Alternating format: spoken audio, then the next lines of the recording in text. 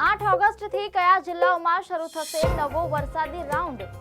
ઉત્તર ગુજરાતમાં ફરી મેઘરાજાની એન્ટ્રી થવાની છે. અમદાવાદ, વડોદરા અને ગાંધીનગરમાં વરસાદ વધશે. ખેડૂતો માટે રાહત આવશે કે ચિંતા યથાવત રહેશે? ચાલો જાણીએ 8 ઓગસ્ટથી ગુજરાતના કયા જિલ્લાઓમાં ફરી મેઘરાજા મહેરબાન થવાના છે. નમસ્કાર, ગુજરાતમાં આપનું સ્વાગત છે. એક તરફ ગુજરાતના કેટલાક જિલ્લાઓ હજુ પૂર જેવી પરિસ્થિતિમાંથી બહાર આવવાનો પ્રયાસ કરી રહ્યા છે અને બીજી તરફ ઘણા ખેડૂતો હજુ આકાશ તરફ જોઈ રહ્યા છે કે મેઘરાજા ક્યારે મહેરબાન થશે. છેલ્લા થોડા દિવસોમાં અનેક વિસ્તારોમાં વરસાદ થંભી ગયો હતો, પરંતુ હવે હવામાન વિભાગે ફરી એકવાર વરસાદ વધવાની શક્યતા વ્યક્ત કરી છે. તો સવાલ એ છે કે શું ગુજરાતમાં ફરી વરસાદનું જોર વધવાનું છે? કયા જિલ્લાઓમાં વરસાદ શરૂ થશે અને શું ફરી ભારે વરસાદની ચિંતા છે? ચાલો આખી સ્થિતિ સમજીએ. હાલ ઉત્તર ભારત અને પૂર્વોત્તર ભારતમાં સારો વરસાદ પડી રહ્યો છે. મીડિયા અહેવાલ પ્રમાણે ઉત્તર પ્રદેશની આસપાસ એક સાયક્લોનિક સર્ક્યુલેશન બન્યું છે અને તે આગળ વધીને રાજસ્થાન તરફ ખસી શકે તેવી શક્યતા છે. તેની અસર ગુજરાતના ઉત્તર અને પૂર્વ ભાગોમાં જોવા મળી શકે છે. એટલે કે 8 ઓગસ્ટથી રાજ્યમાં વરસાદ થોડો વધે તેવી આગાહી કરવામાં આવી છે.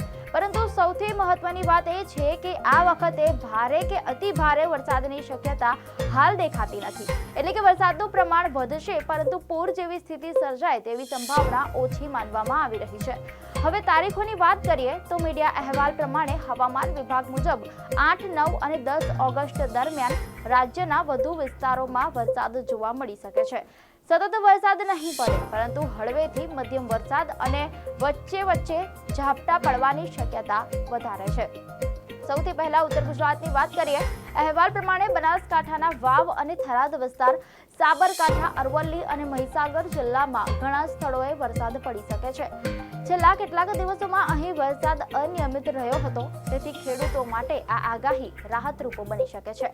પૂર્વ ગુજરાતમાં દાહોદ અને પંચમહાલ જિલ્લામાં પણ વરસાદનું પ્રમાણ વધવાની શક્યતા છે. અહીં વરસાદ ખેતી માટે મહત્વનો માનવામાં આવે છે, કારણ કે ઘણા વિસ્તારોમાં હજુ પૂરતો ભેજ મળ્યો નથી. મધ્ય ગુજરાત તરફ નજર કરીએ તો વડોદરા અને છોટાઉદેપુર જિલ્લામાં વરસાદી પ્રવૃત્તિ વધે તેવી સંભાવના છે. આણંદ, ખેડા, અમદાવાદ, ગાંધીનગર, મહેસાણા અને પાટણ જિલ્લામાં પણ છૂટો છવાયો વરસાદ વધુ વિસ્તારો સુધી પહોંચી શકે છે. દર્શક મિત્રો, અમદાવાદ અને ગાંધીનગરમાં લોકોને ફરી વાદળછાયું વાતાવરણ અનુભવાય તેવી શક્યતા છે. ક્યાંક ઝાપટા પડી શકે, ક્યાંક માત્ર વાદળો રહી શકે, એટલે વરસાદ સર્વત્ર સમાન રહેશે એવું નથી. અહેવાલ પ્રમાણે હવે દક્ષિણ ગુજરાતની વાત કરીએ તો વલસાડ, નવસારી, સુરત, ડાંગ, તાપી, ભરૂચ અને નર્મદા જિલ્લામાં હાલમાં પણ કેટલાક વિસ્તારોમાં વરસાદ પડી રહ્યો છે.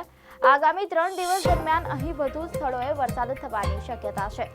ખાસ કરીને ડાંગ અને તાપીના પર્વતીય વિસ્તારોમાં વરસાદ થોડો વધારે નોંધાઈ શકે છે.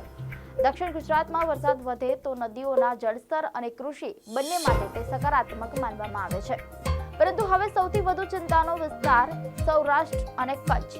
મીડિયા અહેવાલ પ્રમાણે હાલની આગાહી મુજબ અહીં વરસાદમાં ખાસ વધારો થવાની શક્યતા નથી. વાદળો દેખાશે, ક્યાંક ઝાપટા પડી શકે, પરંતુ વ્યાપક વરસાદની આશા હાલ ઓછી છે. એટલે કે આ વિસ્તારોમાં પાણીની સ્થિતિમાં મોટો ફેરફાર તરત જોવા મળે તેવી સંભાવના નથી. આંકડા પણ આ જ કહી રહ્યા છે કે 1 જૂનથી 6 ઓગસ્ટ સુધી સમગ્ર ગુજરાતમાં સરેરાશ કરતા આશરે 13% વધુ વરસાદ નોંધાયો છે, પરંતુ સૌરાષ્ટ્ર કચ્છ વિસ્તારમાં સરેરાશ કરતા ઓછો વરસાદ નોંધાયો છે. કચ્છ જિલ્લામાં લગભગ 41%, દેવભૂમિ દ્વારકામાં 84%, પોરબંદરમાં 66% અને જામનગર જિલ્લામાં 46% જેટલો વરસાદની ઘટ નોંધાઈ છે. એટલે કે રાજ્યનું સરેરાશ ચિત્ર ભલે સારું લાગે, પરંતુ પ્રદેશવાર સ્થિતિ ખૂબ જ અલગ છે. હવે સૌથી મોટો સવાલ, શું આ માત્ર થોડાક દિવસનો વરસાદ છે કે પછી નવો વરસાદી રાઉન્ડ લાંબો ચાલશે? અહેવાલ પ્રમાણે હાલ હવામાન મોડેલો દર્શાવે છે કે આગામી લગભગ 10 દિવસ સુધી બંગાળની ખાડી અથવા મધ્ય ભારત પર કોઈ મોટી વરસાદી સિસ્ટમ બનતી દેખાતી નથી. એટલે કે 15 ઓગસ્ટ સુધી રાજ્યમાં વરસાદ ચાલુ રહેવાની શક્યતા તો છે, પરંતુ તે મોટા ભાગે છૂટો છવાયો રહેશે. ગુજરાતમાં સામાન્ય રીતે જુલાઈ અને ઓગસ્ટ મહિનામાં સૌથી વધુ વરસાદ પડતો હોય છે, તેથી ખેડૂતો હજુ આશા રાખી રહ્યા છે કે ચોમાસું પૂરેપૂરું નબળું નહીં પડે. પરંતુ જ્યાં વાવણી હજુ બાકી છે અથવા વરસાદ ઓછો પડ્યો છે ત્યાં સ્થિતિ હજુ પણ ચિંતાજનક બની શકે છે. તો આખી આગાહીનો સાર શું છે? 8 ઓગસ્ટથી ઉત્તર પૂર્વ અને દક્ષિણ ગુજરાતમાં વરસાદનું જોર થોડું વધવાની શક્યતા છે. 8 થી 10 ઓગસ્ટ દરમિયાન ઘણા જિલ્લાઓમાં હળવોથી મધ્યમ વરસાદ પડી શકે છે.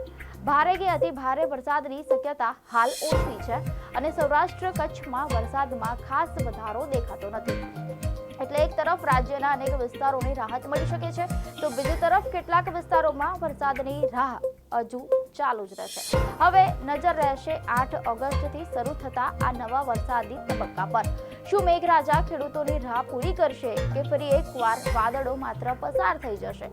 આવતા 3 દિવસ ગુજરાતના ચોમાસાના આગામી ચિત્ર માટે ખૂબ જ મહત્વના સાબિત થઈ શકે છે.